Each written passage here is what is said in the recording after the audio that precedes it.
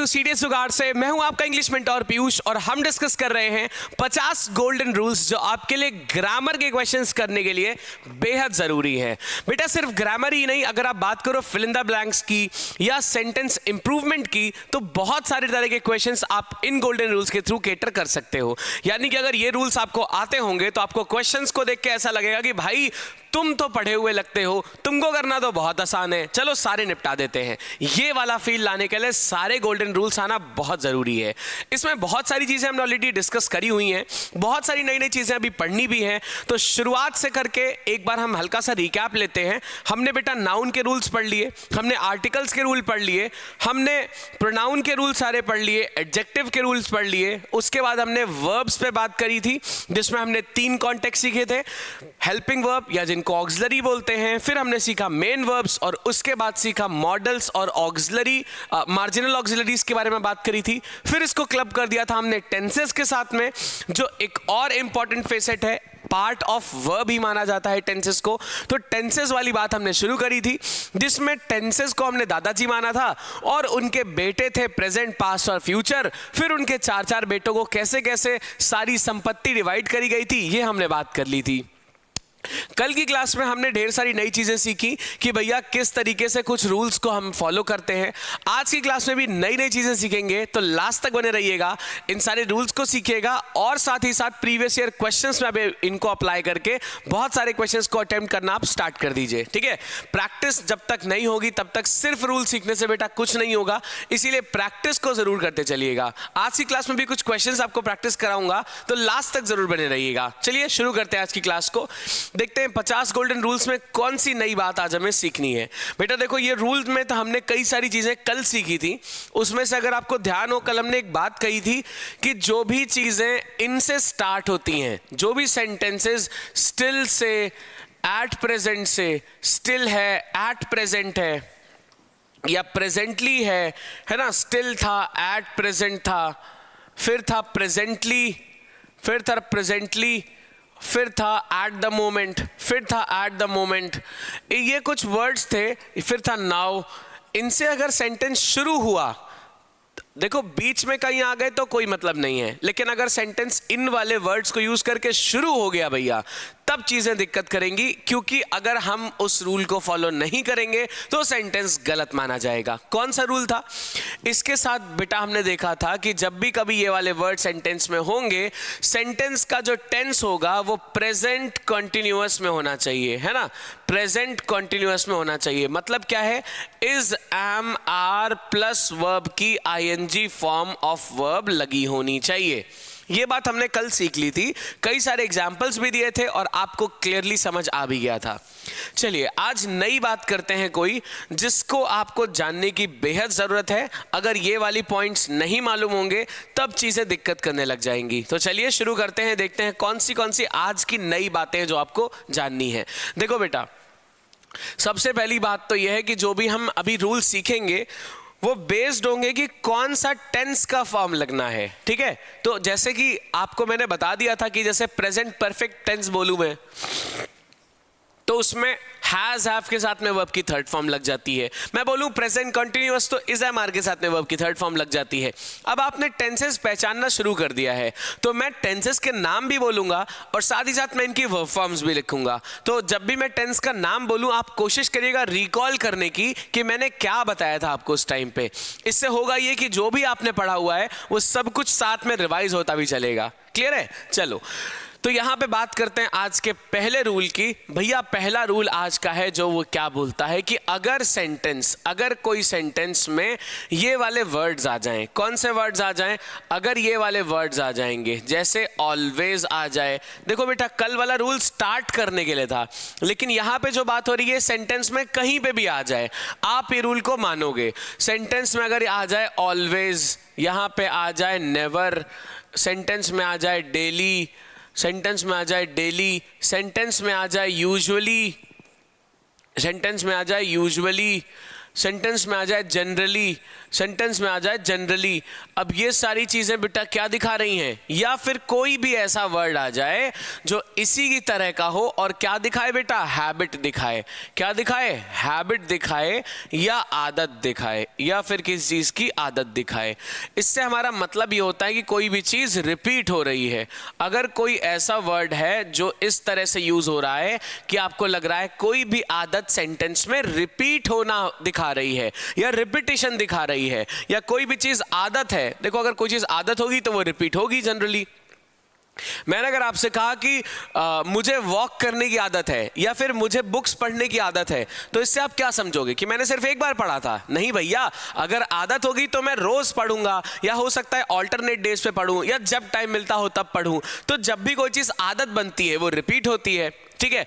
अब आदत या रिपीट होने के लिए हमने एक वर्ब फॉर्म फिक्स करी थी। कौन सी थी वो? अगर थोड़ा सा याद हो आपको, हमने वर्ब की फर्स्ट फॉर्म को बेटा फिक्स कर लिया था। किस जगह पे? जब भी कभी आदत की बात होती है या हैबिट की बात होती है, हम हमेशा वर्ब की फर्स्ट फॉर्म को लगाते हैं, ठीक है। और जब मैंने आपको टेंसेस पढ़ाया था तब भी मैंने आपको बताया था कि भैया जहां पे भी क्या होगा, वर्ब की फर्स्ट फॉर्म यूज होगी, उस जगह पे क्या दिखाया जाएगा, उस जगह पे दिखाया जाएगा कि किसी भी चीज की आदत है या किसी भी चीज का हैबिट है, ये चीज दिखाई जाएगी। क्लियर? अब वर्ब की फर्स्ट फॉर्म आदत दिखा रही है, तो वर्ब की फर्स्ट फॉर्म को अगर हम यूज करते हैं तो कौन सा टेंस बन जाता है? कुछ याद आ रहा है?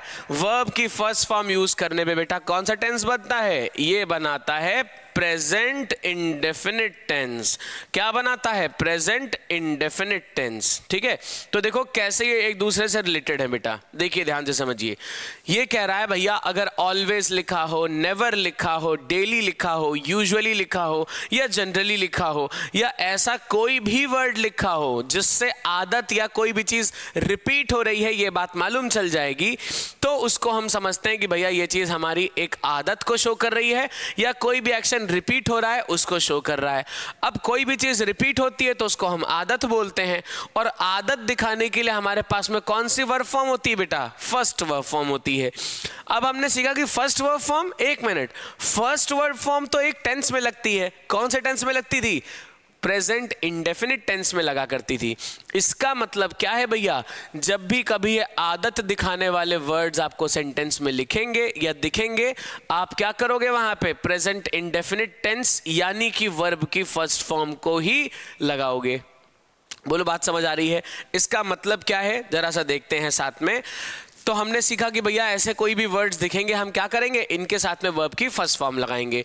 जैसे यहां पे लिखा है आई एम, यहां पे अगर मैं लिख दूं I am usually reading, I am usually reading novels, I am usually reading novels in free time. अगर यहां पे भैया ये चीज लिख दिया, I am usually reading novels in free time, अब यहां पे जैसे ही मुझे क्या दिखेगा बेटा? जैसे ही मुझे दिखेगा यहां पे कि भैया यहां पे मुझे दिखा, यहां पे यूजुअली लिखा हुआ है। अब यूजुअली से मैंने तुरंत क्या देख लिया? यूजुअली क्या दिखा रहा है कि भैया यहां पे चीज आदत की तरह दिख रही है। यूजुअली से क्या पता चल गया? तुरंत ये दिखा कि भैया ये क्या है? आदत है।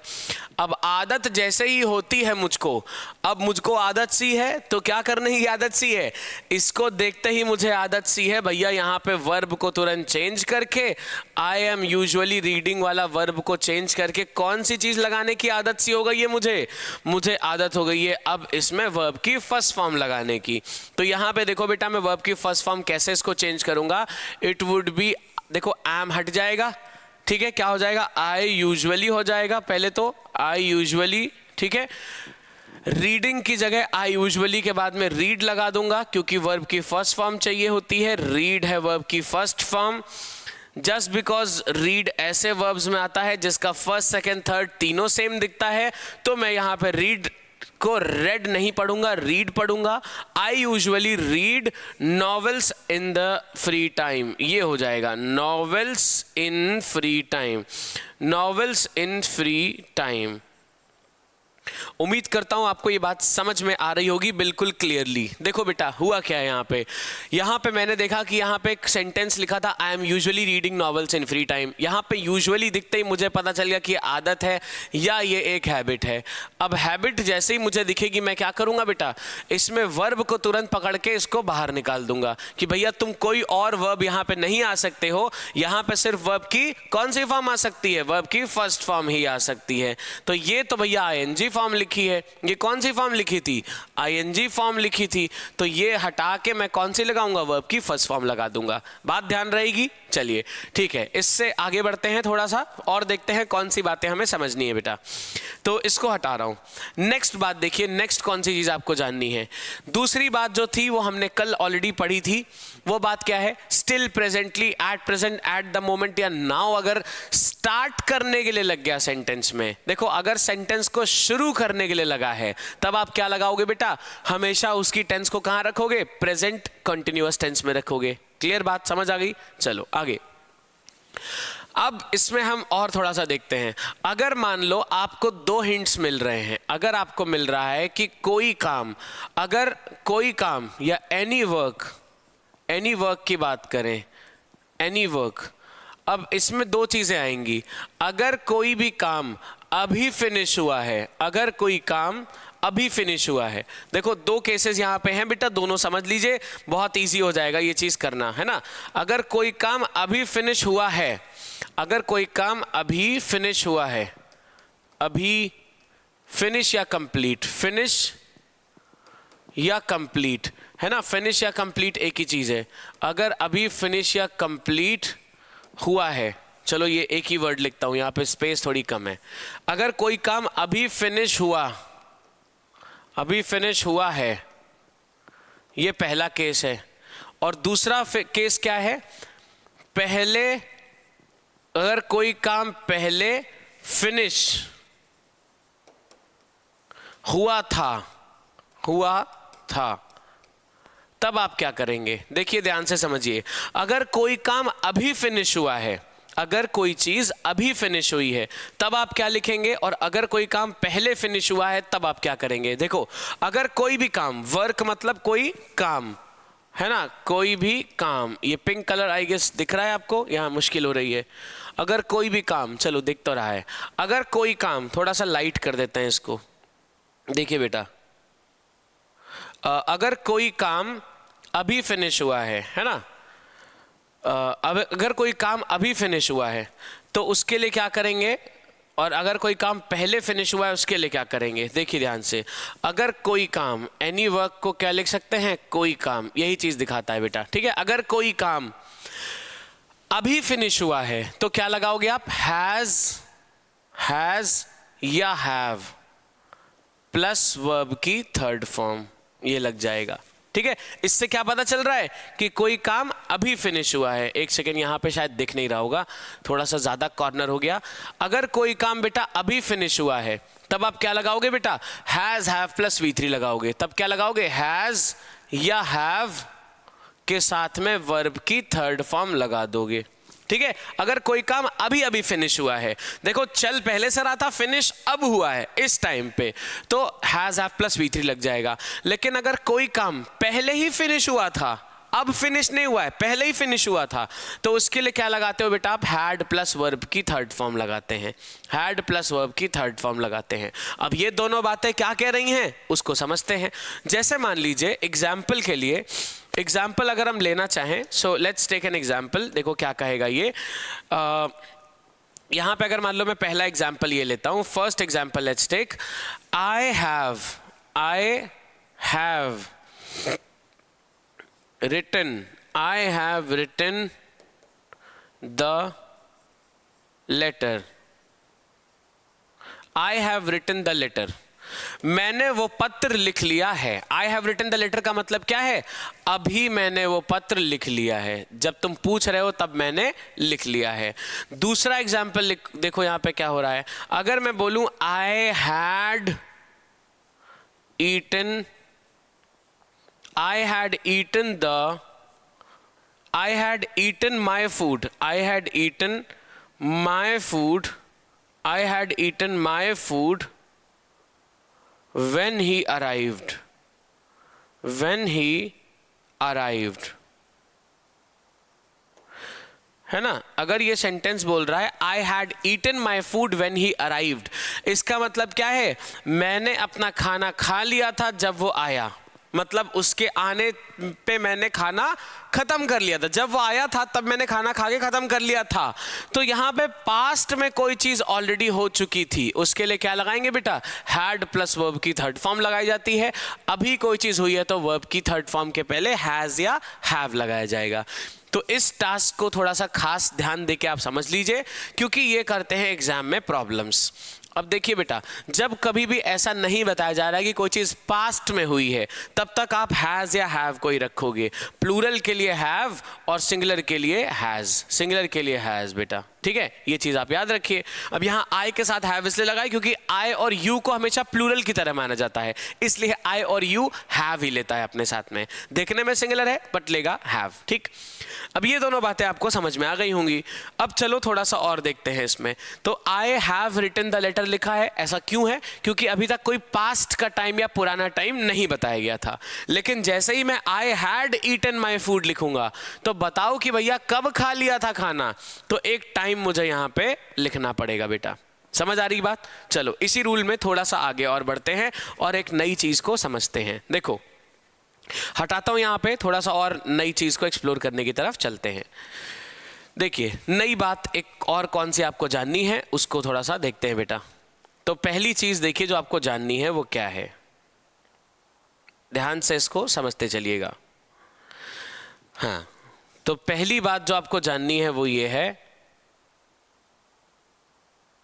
हाँ ओके, हाँ तो सबसे पहली बात, अगर कोई सेंटेंस इफ से स्टार्ट हो रहा हो, अगर कोई सेंटेंस व्हेन से स्टार्ट हो रहा हो, अगर कोई सेंटेंस अनटिल से स्टार्ट हो रहा हो, अगर कोई सेंटेंस अनलेस से स्टार्ट हो रहा हो, अगर कोई सेंटेंस व्हेन एवर से स्टार्ट हो रहा हो, आई गेस ये क्लियर होगा। हाँ, अगर कोई sentence if, when, until, unless, whenever ये वाले वर्ड से स्टार्ट हो रहा है, अगर ये वाले वर्ड से स्टार्ट हो रहा है, ठीक है, तब एक चीज हमें क्या करनी होती है, हम कभी भी इफ प्लस मॉडल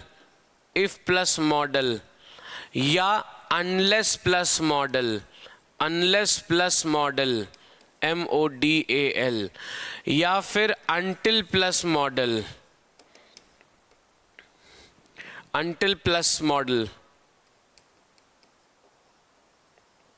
या फिर व्हेन एवर प्लस मॉडल, या फिर क्या बना, when ever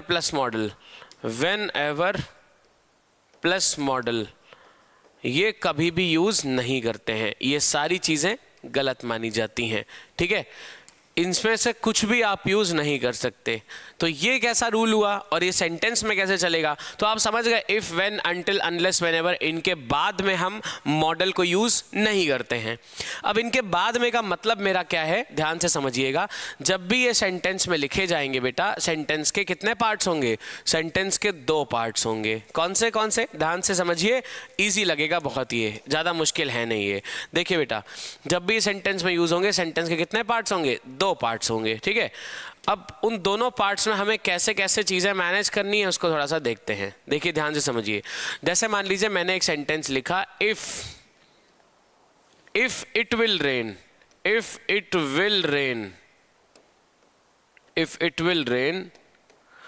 I will not go to school, एक ये सेंटेंस लिखा हुआ है, ठीक है। अब यहां पे हमने क्या सीखा भैया, कभी भी इफ के साथ में, व्हेन के साथ में, अनटिल, अनलेस और व्हेनेवर के साथ में मॉडल नहीं चाहिए। अब यहां पे देखो बेटा, सेंटेंस को 2 पार्ट्स में डिवाइड किया गया है। अब यही चीज आपको समझनी है। कौन से 2 पार्ट्स, पहला पार्ट है ये वाला और दूसरा पार्ट है ये वाला। 2 पार्ट्स में सेंटेंस को हमने डिवाइड कर दिया। अब इससे हमें ये पता चल रहा है कि सेंटेंस के 2 पार्ट्स हैं। तो बेटा जिस पार्ट में इफ लगा होगा उस पार्ट में कहीं पे भी मॉडल नहीं आ सकता। तो क्या करेंगे, इफ इट विल रेन हटा देंगे और सीधा वर्ब की फर्स्ट फॉर्म को हम रहने देंगे, ठीक है। बाकी दूसरे वाले पार्ट में मॉडल आएगा, आराम से चलेगा, कोई दिक्कत नहीं होगी, कोई प्रॉब्लम नहीं होगी। समझिए फिर से बात को, जिस पार्ट में if, when, until, unless, whenever कुछ ऐसा आएगा, उस पार्ट में आपको कभी भी मॉडल यूज नहीं करना है। मॉडल क्या होते हैं, will, would, shall, should, can, could, may, might, ये सब मॉडल्स कहलाते हैं बेटा। तो जिस पार्ट में यूज होगा उस पार्ट में आप क्या नहीं कर सकते, उस पार्ट में बेटा आप कोई भी चीज ऐसी नहीं यूज कर सकते हो जो मॉडल्स की लिस्ट में आती हो, ठीक है।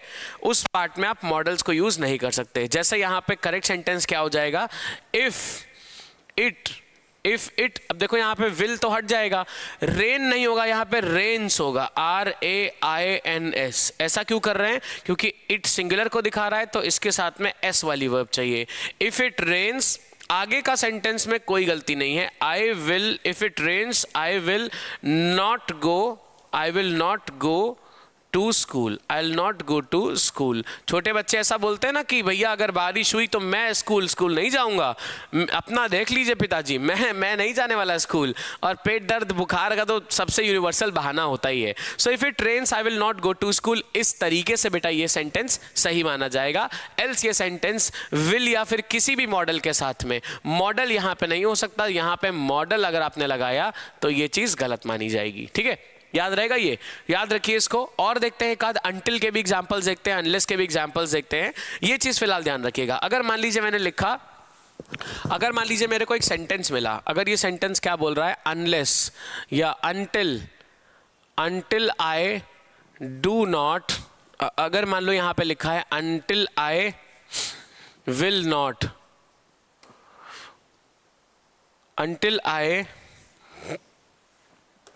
until I will go there, until I will go there, they will, until I will go there, they will not release him। जब तक मैं वहां नहीं जाऊंगा तब तक वो उसको रिलीज नहीं करेंगे। रिलीज नहीं करेंगे मतलब छोड़ेंगे नहीं, या ऐसे होता है ना कि नहीं, छोटे बच्चों को नहीं रिलीज करते हैं स्कूल से जब तक पिताजी या कोई भी गार्जियन नहीं आता है, तो some sort of that thing. चलो आगे अब बात करें अगर, तो ये क्या क्या कह रहा है इसको जरा समझते हैं। देखो बेटा, ये बोलने लगा until I will go there they will not release him। अब देखो until उन्हीं वर्ड्स की लिस्ट में एक वर्ड था भैया, कौन से वर्ड की लिस्ट में था, जिनके बाद में हम क्या नहीं लगाएंगे, जिनके बाद में भैया क्या नहीं लगेगा, जिनके बाद में कभी भी मॉडल नहीं लग सकता। तो अगर आप देखो तो यहाँ पे until के बाद में क्या लगा दिया गया है, will लगा दिया गया है। इसको हम तुरंत यहाँ से हटा देंगे और ये सेंटेंस बिल्कुल बढ़िया से सही हो जाएगा। तो इसका करेक्ट सेंटेंस हम चाहें तो ये लिख सकते हैं बेटा, वैसे आप यहां से भी समझ गए होंगे, but we can write until I go there, until I go there। अब यहां पे goes नहीं होगा क्योंकि यहां पे I प्लूरल माना जाता है, इसके साथ में प्लूरल या बिना S वाली वर्ब ही लगती है। सो until I go there they will not release him, they will not release him। ठीक है, ये बात हो गई। अब अगर आपने नोटिस किया हो, जब अभी मैं पहली बार ये सेंटेंस लिख रहा था तो मैंने यहाँ पे एक दो बार नॉट लिख दिया था, नोटिस करा था, मैंने यहाँ पे नॉट लिख दिया था, बट फिर मैंने उस नॉट को हटा दिया। उसके पीछे क्या लॉजिक है इसको समझते हैं। देखो बेटा, कभी कभी या जनरली जब आपको until मिलेगा तो आपको एक गलती तो ये वाली मिल सकती है कि until के बाद में, unless के बाद में आपको यहाँ पे मॉडल मिल जाएगा लिखा हुआ, तो आप यहाँ से मॉडल को हटा देंगे और सेंटेंस सही हो जाएगा। ये हो गई पहली बात जो आपको ध्यान रखनी है, ठीक है। दूसरी कौन सी गलती आपको एग्जामिनर देगा जिस पे आपको खास ध्यान रखना है, उस बारे में बात करते हैं। देखिए बेटा, जैसे मान लीजिए एग्जामिनर ने आपको एक सेंटेंस दिया, उस सेंटेंस में उसने ये चीजें तो फॉलो कर दी। यहाँ पे क्या लिख दिया, until I will not reach, until I will not reach, he will not depart, he will not depart। ठीक है, जब तक मैं नहीं जाऊंगा तब तक वो डिपार्ट नहीं करेगा, ठीक है, वो तब तक वहां से नहीं निकलेगा। ये लिखा है सेंटेंस। अब यहाँ पे आपने देखा भैया कि यहाँ पे विल नहीं लगना चाहिए, पहली बात में तो आपने यहाँ पे विल हटा दिया। चलो ये वाली पहला सेंटेंस आया, आपने यहाँ पे विल को देखा और भैया स्पॉट कर दिया, तो राइट ऑथर समझ गया कि भैया एक पार्ट में यहाँ पे हम एरर दे रहे हैं तो बच्चे सही कर ले रहे हैं। अब जो राइटर है, जो पेपर बना रहा है, उसने थोड़ा दिमाग लगाया। उसने कहा एक काम करते हैं, अब बच्चों को एक नए तरीके से फंसाते हैं। ये वाला तरीका बच्चों के लिए पुराना हो गया। उसने एक नया तरीका निकाला आपको फंसाने का। कौन सा नया तरीका था, जरा ध्यान से समझो, मजा आएगी आपको बहुत। कौन सा नया तरीका निकाला एग्जामिनर ने आपको फंसाने का? एग्जामिनर ने कहा अच्छा रुको, बहुत होशियार बन रहे हो, अभी देखो कैसे तुम्हारा गेम बजाते हैं, तेरा तो गेम बजाना पड़ेगा। ऑथर ने सोचा चलो बच्चों का थोड़ा सा गेम बजा देते हैं। अब इसने आपका गेम बजाने के लिए क्या ट्रिक यूज करी, इसको जरा सा समझिए बेटा। क्या ट्रिक यूज करी ऑथर ने आपका गेम बजाने के लिए? भैया देखिए जरा ध्यान से इसको। ऑथर ने सेंटेंस लिखा until I do not reach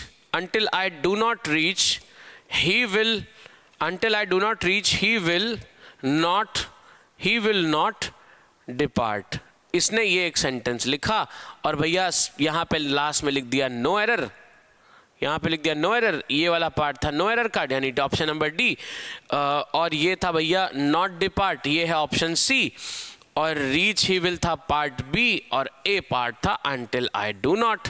अब आपने देखा अबे अंटिल यहाँ लिखा है, आपने फट से क्या चेक किया कि भैया यहाँ पे कहीं मॉडल नहीं होना चाहिए, until I do not reach. हाँ एकदम सही है भैया, इसमें कोई गलती नहीं है। आप एकदम मस्त मौला होके यहाँ पे बढ़िया इसको ये समझने लगे कि भैया ये तो सही है, इसमें कोई गलती नहीं, चलो मस्त इसमें नो एरर को टिक कर देते हैं। क्योंकि कॉमा के बाद वाले में तो आ ही सकता है, कॉमा के बाद वाले में तो विल वुड आ ही सकता है, ये बात तो सर सिखाया था हमको। अब आपने जैसे ही नो एरर टिक किया, यहाँ पे गलती निकल गई है। अब ये कैसे हुआ? देखो जब भी कभी बेटा अंटिल या अनलेस हम लगाते हैं, अंटिल या अनलेस जब भी लगाते हैं तो हमेशा एक चीज को याद रखना पड़ेगा कि जब भी कभी अंटिल या अनलेस लगेगा, जिस पार्ट में, उस पार्ट में हम कोई नेगेटिव वर्ड नहीं लगा सकते, उस पार्ट में हम कोई नेगेटिव वर्ड नहीं लगा सकते हैं। इस बात को बहुत खास ध्यान रखिएगा। तो अंटिल या अनलेस वाले पार्ट में नेगेटिव लगा तो सेंटेंस गलत हुआ। मतलब यहाँ पे एरर कहाँ है? पार्ट नंबर ए में एरर है। अगर आपने नॉट लगाया तो यहाँ पे गलती है, इसलिए आपको यहाँ पे एरर स्पॉट करनी पड़ेगी, क्योंकि यहाँ पे नॉट नहीं होना चाहिए। तो दो तरह के एरर्स बेटा पूछी जाती है। एक पूछी जाती है आपसे कौन सी एरर? एक पूछी जाएगी जहां पे मॉडल लगा देंगे वो लोग, आपको मॉडल हटाना होगा।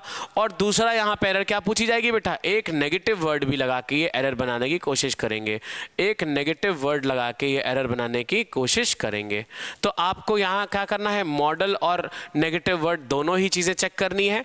जिस पार्ट में इफ, अंटिल, अनलेस, व्हेन या व्हेनेवर लगा होगा, उस पार्ट में नेगेटिव वर्ड को नहीं आने देना है। ये बात अगर आप याद रख लेंगे तो मार्क्स एग्जाम में आराम से मिल जाएंगे, कोई दिक्कत नहीं आएगी। ठीक है, चलो इसको उड़ाते हैं बाहर और देखते हैं नई कौन सी बात सीखनी है। बेटा एक वर्ड होता है लेस्ट, एक वर्ड होता है लेस्ट। मुझे पता है ये बहुत हद तक लस्ट जैसा लग रहा है, लेकिन उसको दिमाग में फिलहाल मत लाओ, क्योंकि ये आपके एग्जाम में आने वाला है और कई बार रिपीट भी हुआ है आपके एग्जाम में। बार बार एग्जामिनर ये चीज रिपीट करता है, अलग अलग गलतियां करके। कैसी कैसी गलतियां होती हैं? फिल इन द ब्लैंक्स में भी ये क्वेश्चन पूछा जाता है, स्पॉटिंग एरर में भी क्वेश्चन पूछा जाता है। ध्यान से समझो क्या होता है। देखो इसके साथ में दो चीजें आएंगी। एक तो आएगा इसका पेयर किसके साथ करना है, एक तो इसका पेयर किसके साथ करना है, दूसरा इसके साथ में क्या नहीं करना है। क्या नहीं करना है मतलब what not you have to do, what not, क्या नहीं करना है, ये चीज इसके साथ में देखनी है। बेटा देखो इसका लेस्ट जो होता है, इसका पेयर बनता है शुड के साथ में, इसका पेयर बनता है बेटा शुड के साथ में। हिंदी में जैसा हम बोलते हैं ना ऐसा ना हो कि, हिंदी में जो हम बोलते हैं ऐसा ना हो कि, उसको बेटा लेस्ट और शुड से बोला जाता है। ऐसा ना हो कि, जैसे मैंने बोला कि भैया मेहनत कर लो, ऐसा ना हो कि एग्जाम क्वालिफाई ना हो, तो इस चीज के लिए हम क्या लिखते हैं बेटा? लेस्ट, और उसकी पेयरिंग करते हैं शुड के साथ में। ठीक है, और दूसरा क्या नहीं लगाया जाता है? नॉट नहीं लगाया जाता है इनके साथ में, क्योंकि ऑलरेडी देखो यहाँ पे क्या आ रहा है बेटा, क्या नहीं लगाना है, इसमें क्या आ रहा है? ना ऑलरेडी आ रहा है। तो अगर आप एक और नॉट लगा दोगे या नेगेटिव वर्ड लगा दोगे तो ये तो नाना हो जाएगा। अगर नाना कर दिया तब ये गड़बड़ हो जाएगा। तो दो दो नेगेटिव नहीं लगाना है, इस वजह से लेस्ट के साथ में कभी भी हम नेगेटिव वर्ड को एक्स्ट्रा नहीं लगाते हैं। चलिए सेंटेंस से इसका एक एग्जाम्पल देखते हैं।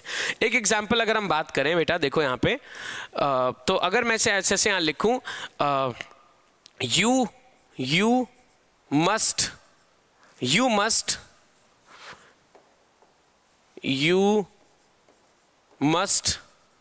Work hard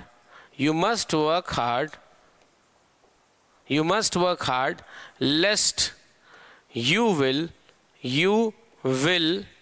fail, lest you will fail। अब देखो पहली गलती तो इस तरह से आएगी, you must work hard lest you will fail।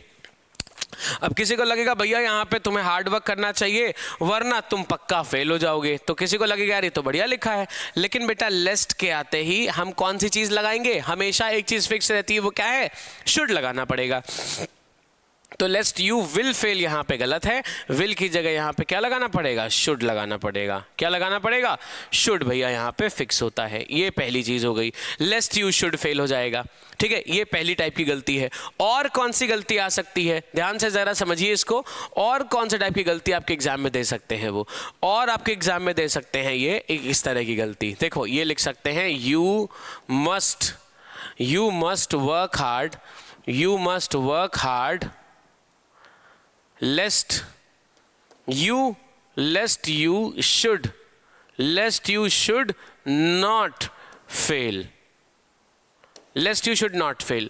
अब अगर मैं ये सेंटेंस लिखता हूं तो इसका मतलब आपको पता है क्या हो जाएगा, इसका मतलब हो जाएगा तुम्हें हार्डवर्क करना चाहिए, नहीं तो कहीं ऐसा ना हो कि तुम फेल ही ना हो। अबे ये कैसा लॉजिक हुआ, यानी कि यहाँ पे जो नॉट लिखा हमने इसने सारा भंटाधार कर दिया और हमारा पूरा सेंटेंस का बैंड बजा दी। तो नॉट को भैया हम यहाँ से हटा देंगे।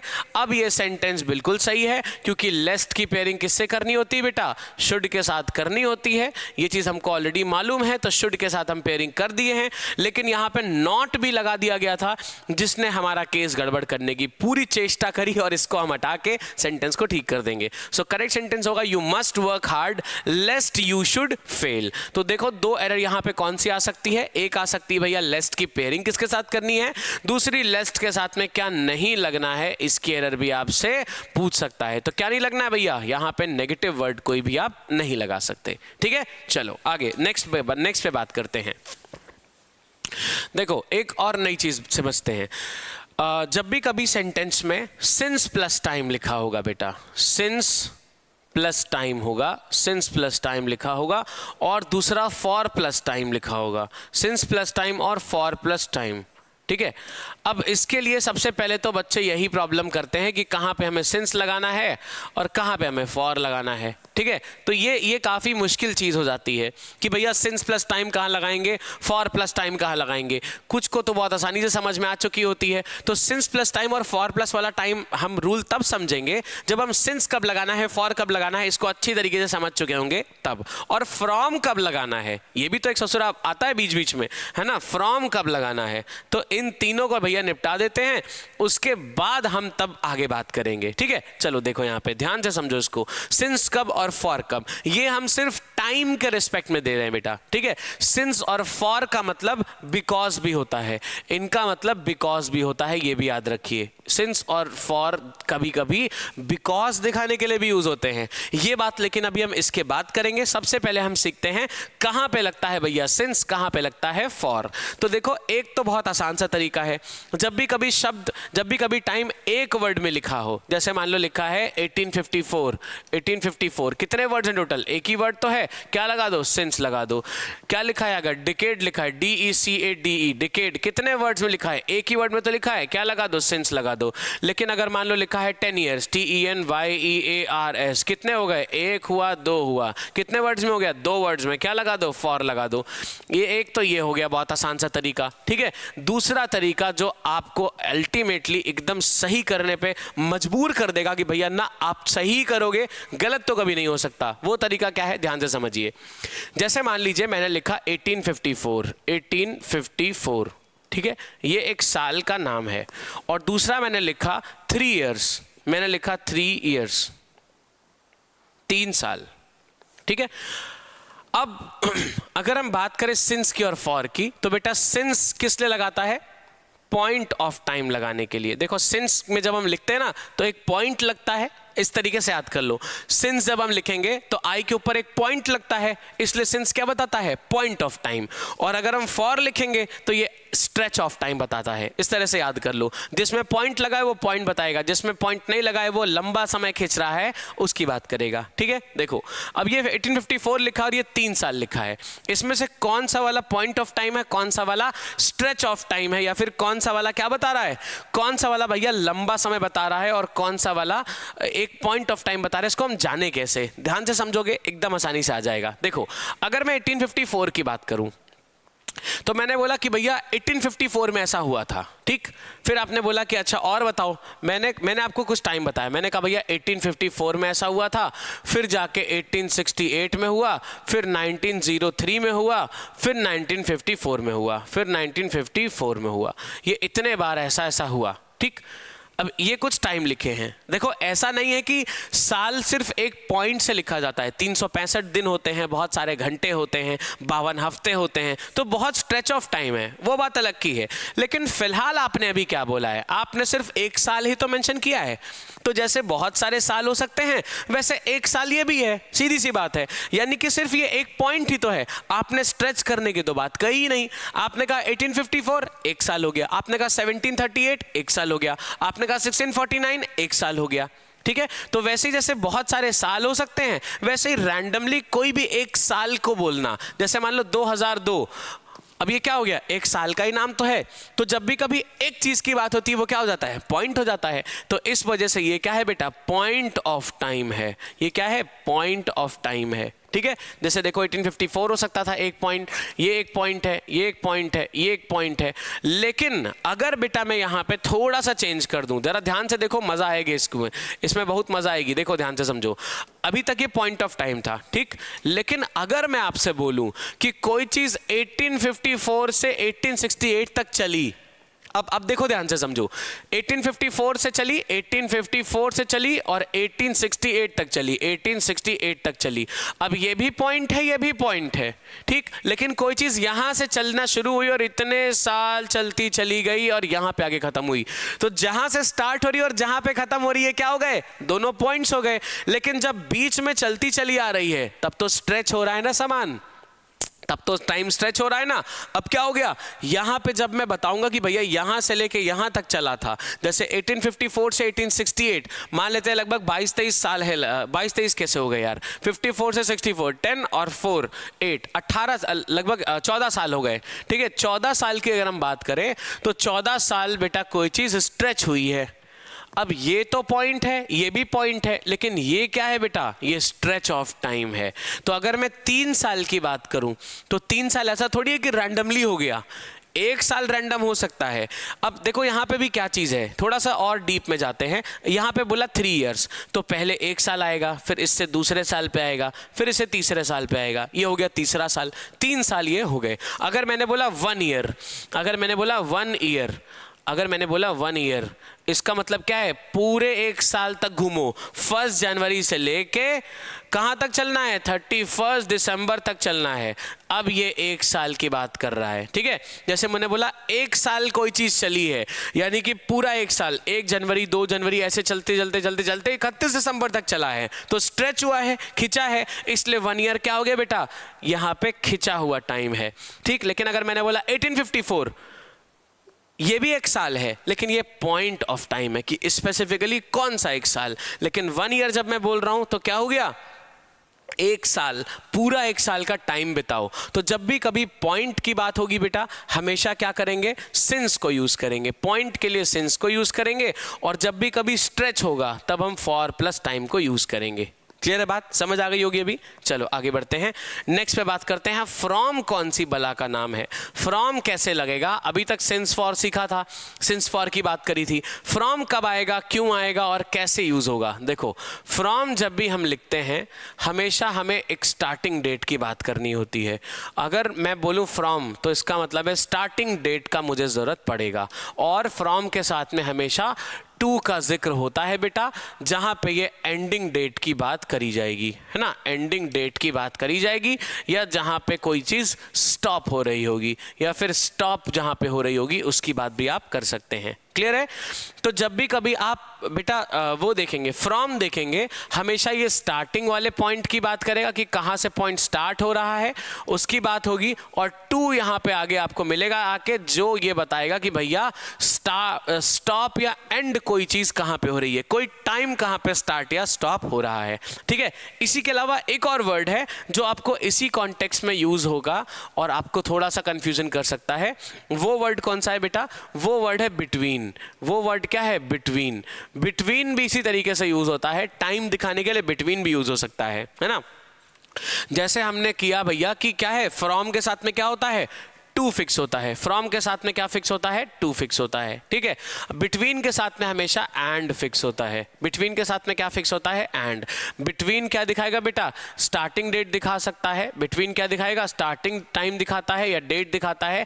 एंड क्या दिखाता है? एंड दिखाता है लगभग एंडिंग वाला टाइम दिखाता है। तो बिटवीन और एंड, फ्रॉम और to, for plus time and since plus time, इतनी चीजें समय दिखाने के लिए यूज करी जाती हैं। शॉर्ट में एक बार जिस देखो, सिंस प्लस टाइम किस लिए दिखाया जाएगा? पॉइंट ऑफ टाइम दिखाने के लिए। जैसे 1854 डेकेड है ना, कोई सा भी डिकेड, 10 साल का कोई भी स्पैन ले लो, डिकेड हो गया। अब यहाँ पे फॉर प्लस टाइम क्या दिखाएगा? भैया इतने दिनों के लिए ये चीज चली थी, तो स्ट्रेच कितने दिन तक हो रही है ये बात करेगा। फिर आएगा फ्रॉम, ये दिखाएगा स्टार्टिंग ऑफ टाइम कि भैया यहाँ से कोई चीज स्टार्ट हुई थी, और फिर यहाँ से टू में दिखाएगा कि भैया इस चीज का एंडिंग यहाँ पे आके हो गया था। ठीक है, ये बात यहाँ पे हो गई। अब फिर उसके आगे कौन सी चीज आ रही है? बिटवीन और एंड आ रही है। बिटवीन भी दिखा देगा भैया कि किसी चीज का स्टार्टिंग कहाँ पे है, और फिर एंड क्या दिखाएगा कि भैया हाँ यहाँ तक ये चीज चली है, यहाँ तक की बात जब होगी तब ये एंड के साथ में खत्म हो जाएगा। ठीक है, तो ये सारी चीजें ऐसी हैं जो आपको समझनी है। किसके बेसिस पे बेटा? टाइम के जोन के बेसिस पे इस चीज को आपको समझना पड़ेगा। ठीक है, तो चलिए इसके आगे बात करते हैं कि सिंस प्लस टाइम और फॉर प्लस टाइम के साथ में क्या चीजें आपको समझनी है। देखो, पहली बात आज समझते हैं, उसके बाद इतना डाइजेस्ट करिए, कल की क्लास में इसके आगे का कंटिन्यू करेंगे। ठीक है, देखो, जब भी कभी बेटा सिंस प्लस टाइम या फॉर प्लस टाइम होता है, ये चीज आपको बेसिकली याद रखनी है। सिंस प्लस टाइम लिखा हो, ये चीज सिर्फ दो ही के साथ में है, सिंस प्लस टाइम हो या फॉर प्लस टाइम हो या फॉर प्लस टाइम हो। आप हमेशा क्या करोगे, ध्यान से समझो, सिंस प्लस टाइम हो और फॉर प्लस टाइम आपको करना क्या है, और इस तरीके की एरर आपके एग्जाम में कैसे पूछी जाएंगी वो देखिए ध्यान से। अगर सिंस प्लस टाइम लिखा है और फॉर प्लस टाइम लिखा है, तो इसके पहले आने वाली वर्ब जो होगी बेटा, इसके पहले आने वाली जो वर्ब होगी, ये आपको मोस्टली कैसे मिलेगी? आपको मोस्टली कैसे मिलेगी? इज, एम, आर, वॉज, वर, है ना। यहाँ पे डू, डज, डिड मिल सकती है, किसी केस में डू, डज, डिड, इस तरीके से यूज हुई मिलेगी, इस तरीके से यूज हुई मिलेगी। अभी एग्जांपल में बताऊंगा कैसे। देखो कैसे मिलेगी, जैसे यहाँ पे लिखा है आई am living in this flat, I am living in this flat since 1994। I am living in this flat since 1994। ये एक यहाँ पे सेंटेंस लिखा है बेटा। ठीक है, आई am living in this flat since 1994। अब यहाँ पे पहला केस हमारा फुलफिल हो गया कि भैया यहाँ पे सिंस प्लस टाइम लिखा है, यानी कि ये वाला रूल यहाँ पे चलेगा। अब हमने क्या सीखा, यहाँ पे is, am, are, was, were, do, does, did, जो सिंस प्लस टाइम के पहले वर्ब होगी। देखो यहाँ पे पहले वर्ब है, ये इसकी पहली वर्ब है। तो सिंस प्लस टाइम के पहले जो वर्ब लगी होगी, पहले जो वर्ब लगी होगी या इमीडिएट पहले जो वर्ब लगी होगी, ये आपको कैसी मिलेगी? Is, am, are, was, were, do, does, did, इसमें से कुछ हुई मिलेगी। जैसे यहाँ पे एम लगा है, वैसे यहाँ वॉज हो सकता था, इज हो सकता था, डू, डज, डिड में से कुछ हो सकता था। ये सब गलत मानी जाएंगी, इसको आप बिल्कुल यूज नहीं कर सकते, ये हमेशा के लिए गलत हो गई हैं बेटा। आप कभी भी यूज करोगे सेंटेंस इससे गलत ही माना जाएगा, ये बात कंफर्म रख लो। मतलब ये सब वैलिड नहीं है, आप इनको नहीं यूज कर सकते। फिर क्या यूज करेंगे? आपको जब भी कभी ऐसी वर्ब लिखी मिलेगी, आप उसको तुरंत काट के क्या लिख दोगे? हैज या हैव वाली वर्ब आपको लिखना पड़ेगा। ठीक है, हैज या हैव वाली वर्ब लिखना पड़ेगा। यहाँ पे हैज, हैव प्लस वर्ब की थर्ड फॉर्म हो सकती है, या हो सकता है has, have plus been plus verb की आईएनजी फॉर्म। इसमें से कोई भी चीज बेटा आप जनरली लिख सकते हो, जिसमें से प्रेफर्ड मोस्टली ये वाला होता है, has have been plus verb की थर्ड फॉर्म। क्लियर है बात? सॉरी, वर्ब की आईएनजी फॉर्म। तो हैज हैव वाले कॉन्टेक्स्ट में ही वर्ब लिखनी है, ये बात को ध्यान रख लीजिए। तो यहाँ पे आई am living in this flat since 1994 हो गया। देखो हैज हैव प्लस V3 आपको मोस्टली मिलेगा नहीं, क्योंकि इसको सही मानते नहीं है। आपको has have been plus verb के आईएनजी फॉर्म में इसको फिट कर देना है, क्योंकि आईएनजी ऑलरेडी लगा हुआ होगा, तो आपको सिर्फ यहाँ पे हैज या हैव बीन को चेंज करना होगा। So I am living in this flat since 1994 गलत है, एम को यहाँ से काटना पड़ेगा, सही हो जाएगा I have been living in this flat since 1994। आपके एग्जाम में अगर 10 क्वेश्चन मिले इस पे बेस्ड, तो उसमें से 9 क्वेश्चंस इसी गलती पे होते हैं। एक क्वेश्चन और कौन सी गलती पे हो सकता है, उसकी बात हम कल करेंगे। फिलहाल आपको इतनी चीजें बेटा प्रैक्टिस में रखनी है, ठीक है? मिलेंगे कल की क्लास में इंटरेस्टिंग चीजों के साथ में। तब तक अपना ध्यान रखिए, पढ़ाई अच्छे से करिए और इन पे बेस्ड क्वेश्चंस को लगाते चलिए। टेक केयर, जय हिंद।